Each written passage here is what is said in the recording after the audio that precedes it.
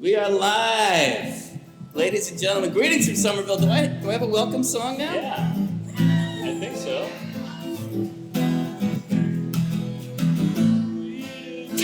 Somerville. We have to work on it, ladies and gentlemen. I felt like I was back in my Catholic all-boys school for a moment there. This is Anthony Kapfer. This is Greetings from Somerville. Our first official 8 p.m. Tuesday night broadcast, streaming live. You're our first guest. Oh, thanks. It's prime time. How does that feel? It feels like practice, but I'm happy to be here. I feel like I'm getting heckled. Anthony is a comedian I've known for many, many years. We have not seen each other in quite some time, though. I've been on the road, you've been on the road, and we used to work at the very same comedy club here in New York City, which neither of us actually work in anymore. So I had to literally book you to do this to say hi. Yeah, that's how it works. Well, thanks for coming on. Let's get us up to speed now. There is a guitar, which you were always one of my favorite acts to watch at the club. You have songs, you have music. Do you consider yourself a comedian, or do you have is there another word? Some people say musical comedy. Are you good enough at it to be called a musician? Yeah, it's what I used to do. We're gonna make you play, so we're gonna find out. I just wrote your theme song. Yeah. Yeah, I used to play in bands. Okay. And real straight music, not comedy. Just yeah. Okay. You've lived. Get the people. You do a lot of things. You do comedy. You've written a book. You do animation. You're always up to something. Let's start from the beginning. Where are you from? Tell us about your childhood. Oh, you don't want to hear about that. That's exactly what I want to hear about. I'm from New York City. I was born in the Bronx in 1984, so that was not an ideal time to be in the Bronx. Okay. I lived in all 5 boroughs at some point, so I feel like I got the full New York experience. What's your favorite borough? I like Brooklyn. I think. Yeah. I've lived in Brooklyn probably the longest in like a bunch of neighborhoods. Brooklyn is only cool because it's so close to Manhattan, though, so it's hard to really say that and believe it. Right. But Brooklyn is more fun, I think, now. Okay. Now, where are you living currently? Because you've been on the road for 5 months. Yeah. So Are you subletting? I've been subletting my place. I have a place in Ridgewood, Queens. Okay. And, we're not going to visit. Don't worry. We we won't give the address away. So get us up to speed then. Yes. Growing up. Were you athletic? Were you always into music? Did you like comedy? Because I know growing up, my parents would put me to bed, and then they would go down and watch. They would sneak downstairs. It was their house. They would go down and watch Johnny Carson and the open monologue, the whole thing. And I would sneak down. That's what they always tell me. I would sneak down. They could hear me get out of bed and sneak down and watch Johnny Carson's opening monologue. It's pretty cool. I loved comedy. I loved it from an early age. What about you? What was your early? Like an early comedy thing like that would probably be, my uncle was into Howard Stern. Sure. He had like all the VHS tapes. So when I was a kid, I kind of remember the show being on, what was that, the Channel 9 show that he had or whatever. Oh, that's right, yeah. Sort of remember that a little bit. When they televised the radio show. I think it was different, and that was like on E, they did that one. Gotcha, right. But even before, like I remember Johnny Carson being on TV a little bit, and then I remember this Howard Stern show and then all the tapes that my uncle had. But that was kind of a little bit forbidden. But then like George Carlin and stuff like that, he was always on TV. What was your first album, your first comedy album?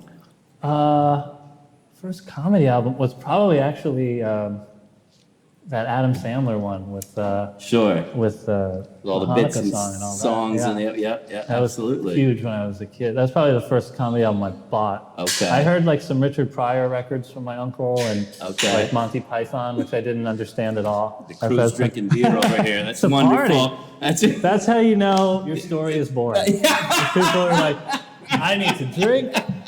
This is going nowhere. I'm gonna listen to this guy keep talking. Can he just play a song?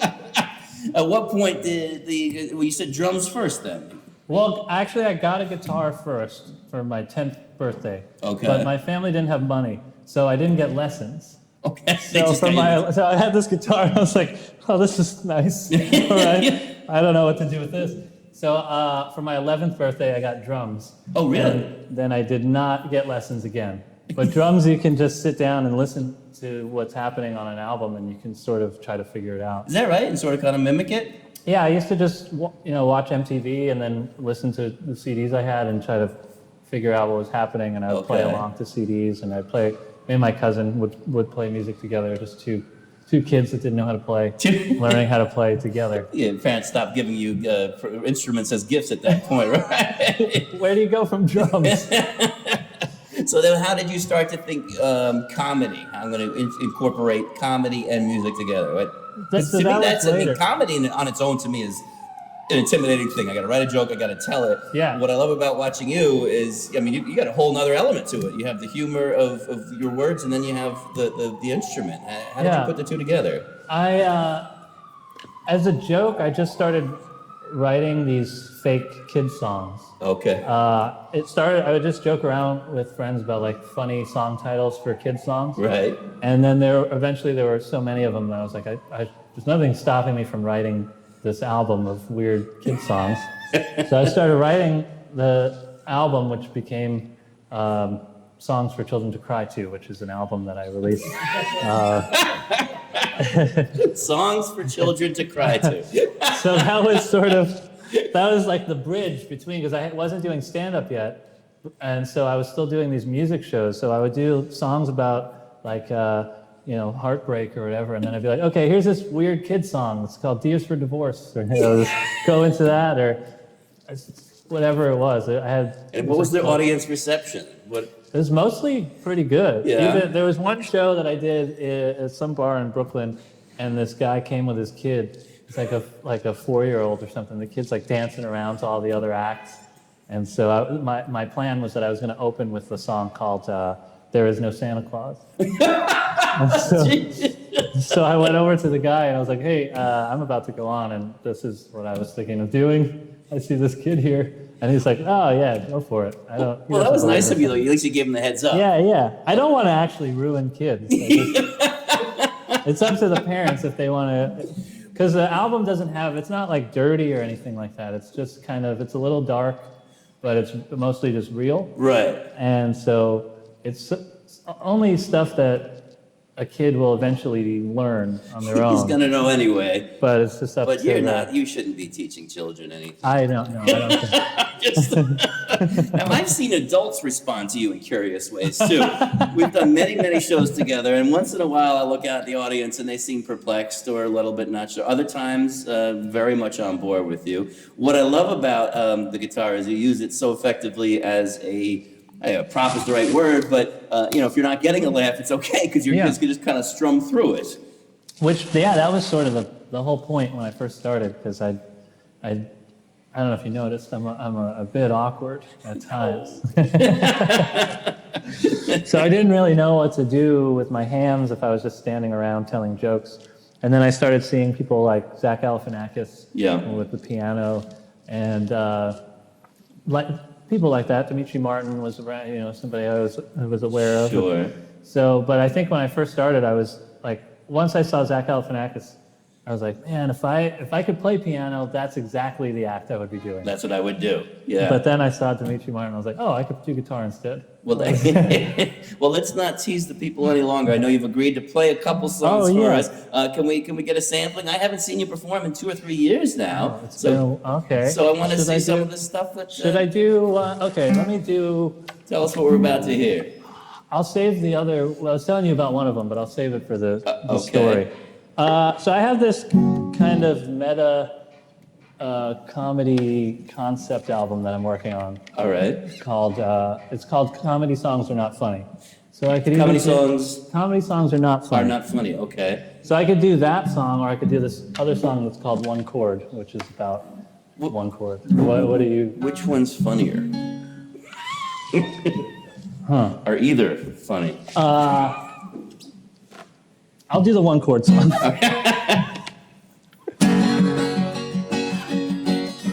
How do I sound? Sound is good.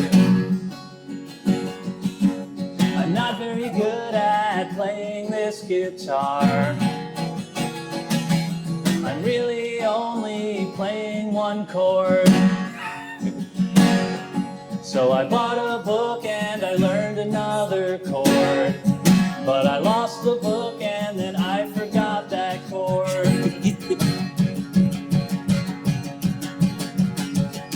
Oh wait, I remember now. But playing that second chord just made me bored, so I tried to make up my own chord.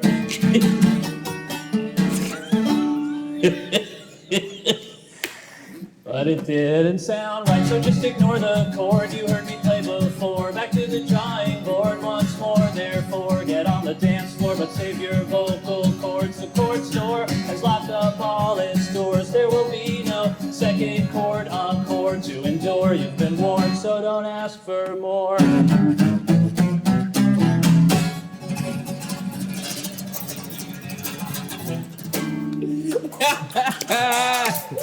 Yes, indeed. I love it. That's one of them. I have, yes, that is. That is, I haven't heard that one, man. Because you were working a little more blue back in the day when we used to work together, and I remember encouraging you because you were so smart and your stuff was so good. I kept remember telling you, you don't need the dirty. You can work clean. But I didn't realize. I mean, I was working bars and doing open mics and doing. That was like. Even the clubs that I was doing, you weren't necessarily seeing the greatest comics doing the most innovative stuff. Right. We paid our dues coming up through some pretty seedy places. Yes. But I saw you being funny and clever and clean. Yeah. And I remember I that told night, you, I was like, I want to start trying to be clean. And then I went up and opened with the filthiest. You were just disgusting. Yeah. And you're like, and then I was done, and you're like, yeah, good work on that clean set. And I just did like some of the filthiest jokes I've ever written. But since then, I have worked on that.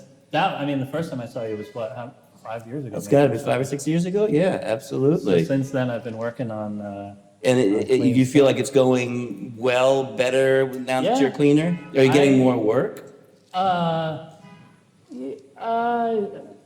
getting more work, but I don't know if it's because like the stuff I'm doing now. I think I could be dirty. Right. It wouldn't matter. Okay. But it was not really a shift because of trying to get work. It was just I started writing stuff that was more interesting to me than just like easy, dirty jokes. Right. So because the Stephen gratuitous Wright stuff. and Mitch Hedberg, those guys are like some of my favorite comedians of all time. So right. They're rarely dirty. They work clean. No, and it is. It's. I mean, if you can do it, I think a lot of comics. I shouldn't say a lot, but I mean, aren't able to work clean. I mean, they just can't, and so you almost feel bad saying, you should really be, because they don't have that gear, that muscle. But if you can do it, which obviously you can, I mean, boy, it's so rewarding. You've been on tour 5 months or so. Yeah. I mean, that's the real deal. So coming from the chicken fryer place downtown, where we used to stay at this comedy club, not only would you not get paid to perform, there's a comedy club that just doesn't pay you. They sell drinks, they make money. We wouldn't get paid money, but we had to stand next to the chicken fryer before we'd go on. So you always knew when the comics were there, where you were that night. You could smell the chicken on his clothing. You're like, oh, I know where he was performing tonight. But now, 5 months tour. Congratulations. Thank you. Tell us about that. What you're doing all sorts of kind of neat, not comedy clubs, but wineries and unique spaces. Yeah, it's most of them. So there's the brewery comedy tour and the winery comedy tour, and there's starting to be distilleries. Okay. So I'm working with Heron Entertainment, and Ron Heron books all these books a bunch of these shows. Is he paying you to say his name right now? Yes. Okay. I said it. They want my check. He's texting me right now. He said, "Did you say it yet?" We're not paying you to be here, so Say it someone 5 better. times. So I'll say it a few more times. Heron Entertainment. No, but it's been pretty great because I get to headline, which is, Fabulous. I do some comedy clubs and stuff like that, but it's hard to get consistent headlining work. Sure. When all the TV shows and movies you've been in, no one has heard of. So. So that's what's good about that. And it's a fun thing. I did some wineries out in Long Island. They have some great wineries, and they would do like a comedy night. And it's a different feel, but it's fun. People are used to going there to have drinks or do whatever, have dinner, and now they're coming to see entertainment. It feels a little better than a comedy club to me. Would you agree with that? You just feel a little better about things. I feel better. And you don't smell like a chicken fryer. I feel like you get treated better. Yeah. It's more loose. The venue, I mean, if it's a good venue, they'll treat me with more respect than most comedy clubs will. Right. Some comedy clubs are great, you know, right. And that's always amazing to me in comedy when I mean, you're right, some clubs absolutely treat the talent well, but you go like, you guys, like, we're the reason you're here. It's a comedy club. Why would you ever not treat a comedian well? But there are clubs that don't. A lot of comedy clubs don't even really care about comedy, which sounds like it would be weird until you realize that in music it's the same thing. Is that right? Music venues, they don't care about music, really. All those places just exist to sell drinks and food. Sell drinks and tickets, you know. But I imagine performing in the venues that you are now, you can be a little more creative because your act is a little more creative. Yeah. It's not straight, stand up, what's the deal with whatever. Yeah. So that's kind of nice. I imagine it helps you. It gives you a safe place to grow, I would think. Yeah. Yeah, it's been good because I'm working on stuff that I don't think I can always do in a comedy club. Okay. Like I don't do it every night, but there's a part of my act where it's some of the songs I have this whole one-man band set up. I have these electronic drum pads that I play with my feet at the same time that I'm singing and playing guitar. And a lot of comedy clubs don't have the sound systems to even do that. So we travel with our own. You've been traveling around with your own sound and your own everything, and you just get to the next state or city and set up, and how fun is that? I mean, it's got to feel good from a creative place. I mean, you made that happen. You're building it on your own. You're not. Yeah, we arranged the rooms. Well, and Mr. Heron, of course. Ron Heron. I have to. Hats off to him. That's why I didn't wear a hat for this. But yeah, we arrange the seating how we want it. Like we figure out where we're going to stand in the room, unless it's a room that has a stage around. Okay, it's your own thing. Some of them are more like bar shows. Right. But then we just set it up to try to be cool. I try to make it have some of the vibe of like a cool Brooklyn show or something like that. Sure. And where you had an accident? Was there this last tour involved a little car wreck? Yeah, we hit some black ice in the wintertime in Nebraska. Nebraska, okay. Driving in a Prius. Okay. And everyone's okay? Everyone's okay. Did you get to the gig? We made it to the gig on time. Okay. Which was the most amazing part. Yeah. The car was destroyed. Really? Yeah. Oh, what? So you wrecked the car. Oh, yeah. So still performed. We lost control of the car. We hit the ice and we went off to the side, like on the median. It's like a grassy, but there was also a bunch of snow, so we couldn't get out. We were kind of stuck there, just in the middle of traffic coming in both directions. And then other cars started hitting the ice also. We were the first ones, so nobody knew that there was any sign of trouble. So then about like 6 more cars started losing control my goodness. All different directions. But you guys were first ones. You're a pioneer in all parts of your life. Yeah, but we were stuck there. So we saw what was happening and we were watching from the direction we were coming in, but then also the other direction. We couldn't look at both sides at the same time. Right. So we had to run across all the lanes of traffic to get to a safer spot when there were no cars coming. Right. And we're just standing in like 4 inches of snow, like up to our ankles and stuff. Just like, it was probably 12 degrees. Your ankles are not 4 inches. Well, whatever it is. I had boots on and I had snow in my boots and I was, so cars just started losing control all around us and we were like, running to try to avoid getting hit. And then a car slammed into our car, our car would have been fine. Oh, boy. The car that lost control just slammed head. And how did you eventually get to this gig then? So we luckily had just met up with this other comedian who was doing a couple of shows with us, but he was on his own part of the tour, so he had his own car. So he was at the hotel room checking in because we were just trying to make good time. So he was at the hotel room before us, and I texted him or called him, and I was like, "Hey, we got into an accident. Could you pick us up?" And so he picked us up, and we grabbed the speaker, and I had to go back and get my guitar. Out of this, oh man! This is the second car accident this guitar was in. Is that right? It was years ago. And it's the same guitar you've had since I've known you, right? I've played it Pretty much almost every single show I've ever done. Okay, it's been, I It's remember been the this big one. old Kapfer on that you, Yeah. no. Well, let's not tease the people anymore. You promised to do one or two more songs. Okay. Can we get another little sample? Yeah, I could do. Okay, so this is. Maybe we could talk about this after, but this is based on a true story. So this is a song. It's a sad love song. Okay. Let me get all looped up.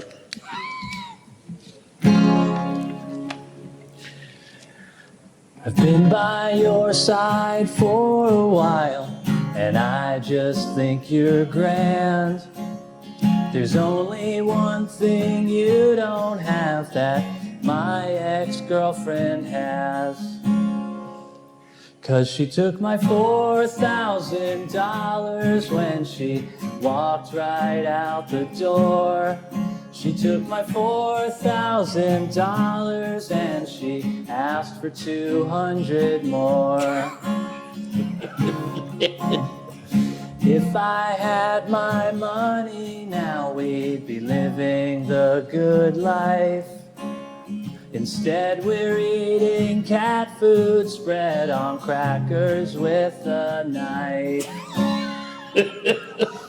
She borrowed $4,000 when we were very much in love. She had a change of heart, but has thousands of dollars that she's undeserving of. Before she left, she said that it would be just a loan.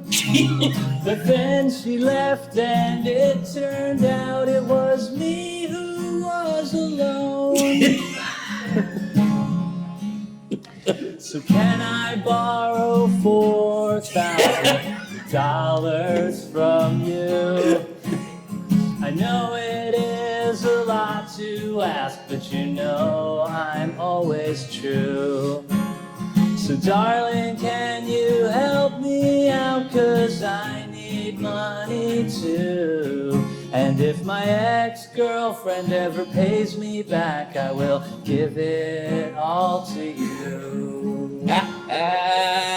Yes. That is a great one. I actually had to lower the dollar amount in the lyrics to make them more believable. So not only is it a true story, but it was more than 4,000. More. Wow. And you just had that kind of money to loan? Well, I did. I don't have it anymore. Does you have any idea if this ex-girlfriend knows about this song? For sure, she doesn't know about the song. Okay. We don't speak. Okay. I heard that she moved. So that's To a nice place, I bet. It's a nice little upgrade. Yeah, a little bit. I think she probably went on vacation. What is your current dating situation? Because you've been on the road as a comedian. I know that's going to be very difficult. Yeah. But I've also, in my time that I've known you to have had some very wonderful girlfriends, and I mean that plural. What is your current status? I'm floating around out there.